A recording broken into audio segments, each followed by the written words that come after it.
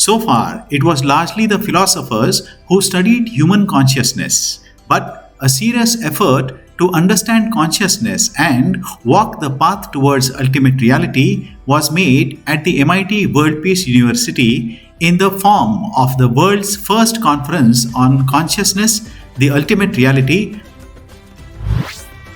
Many eminent personalities, speakers, thinkers, and philosophers from all over the world share their thoughts on this subject during this conference. Speaking about universal consciousness and ultimate reality, spiritual leader Swami Radhikanand Saraswati said, "Holding on to one virtue or a quality will take one very close to godliness." Dr. Karad, I genuinely thank you for this opportunity to give me this opportunity to share my views, and dignitaries and on dais and my philosophers and friends.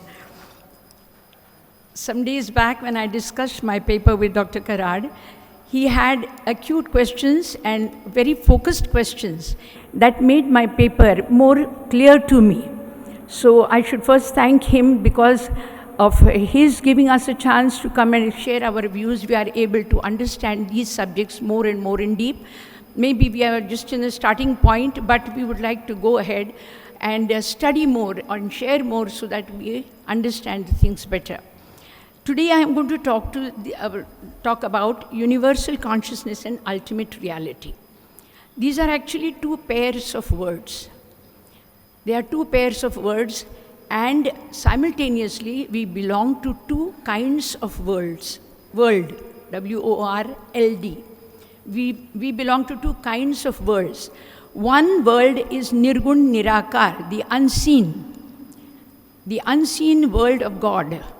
And second is the seen world, that is Sakar, Sakarit world, the seen manifested world of mortal man, mankind. Now these two words, which I have the two pairs of words, the first combination belongs to the Nirakar world, universal consciousness, because there is no gross substance which we can touch or feel. Whereas the next word, ultimate reality, gives us a hope to associate with this particular word. After the discussion with Dr. Karad, I realized that both actually mean the same, but one belongs to the unseen world. The first pair belongs to the unseen world, and the second pair belongs to the manifested world. Just as if the gods have to come down to the mortal level, the mortal man's world, he has to take a form. Similarly, if we need to cross over to the other world, we need to leave our form. So these two basically worlds, they are mentioned even in Gita, para, apara, prakriti, but these two different worlds are the words, those pairs of words belong to these two different worlds. What is the speciality? First thing I would like to say, universal consciousness is light of God, and ultimate reality is God in light. They actually mean the same, but with universal consciousness, if man has to interact, we need something, some substance, either in the form of a mortal or in the form of teachings. Whereas ultimate reality has obviously acquired a form and has presented his teachings. I'll give a simple example of, say, word knowledge. Knowledge can be understood by the intellect, but we cannot interact with it unless it manifests itself as knower and his teachings. In the universal consciousness world, in the world of the gods, the light, it is actually the light of God. In this light, Dr. Karad asked me, what is special about the light? So I said, Doctor, I'm saying now that in that light, if you make a sentence, we have subject, verb, and object. But in that light, these three fuse as one. They unite as one. For example, we have taken the word knowledge. In that, the knower and the known are together. They are not identified. Idam and aham. Aham and idam. They are one. They are not distinguished separately. The verb is also missing there. So there is no subject, no verb, no object in all the abstract nouns, and these belong to the unmanifested world of God. Now we need to come back to the manifested world of mortal, which is very essential because we can only interact in this mortal world, because none of us know yet what the immortal world is like.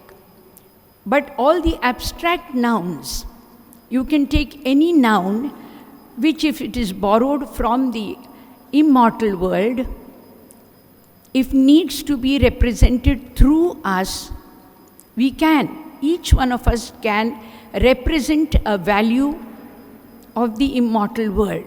For example, if I want to become a knower, if I want to represent knowledge, I have to pursue knowledge, I have to think in the lines of knowledge, and I have to try and be a knower. Similarly, anyone who would like to represent any one of the virtues, may there be valor. Yes, valor. Today we can talk about valor being represented through Shivaji Maharaj of Maharashtra. We can talk about valor being represented by Indra in Vedic times.